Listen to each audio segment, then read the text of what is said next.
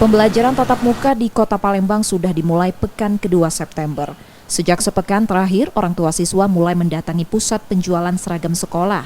Salah satu toko penyedia seragam di Palembang mengakui penjualan seragam meningkat sejak sepekan terakhir, atau sejak pemerintah daerah mengumumkan dimulainya pembelajaran tatap muka terbatas. Sebelumnya, pedagang menerangkan sempat sepi pembeli selama pandemi saat sekolah menerapkan pembelajaran daring. Namun kini penjualan seragam meningkat hingga 2 kali lipat dibanding sebelumnya.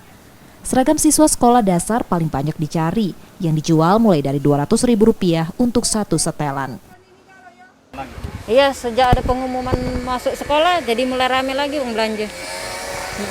Biasanya orang tua cari seragam apa itu?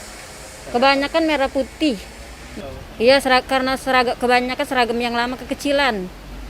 Akibat lockdown anaknya besar-besar semua. Orang tua siswa sengaja membeli seragam baru sebagai persiapan menghadapi pembelajaran tatap muka, meski intensitas belajar di sekolah hanya 2 hingga 3 kali dalam sepekan. Selain itu, seragam yang lama juga kekecilan ukurannya saat dikenakan siswa. Baju perlengkapan sekolah anak-anak. Iya, sudah tatap muka, tapi masih 2 kali seminggu. Jadi sebagai persiapan? Sebagai persiapan. Beli berapa banyak, Mak? Kemarin sudah 1, udah 2 lah. Udah 2 baju sama celana.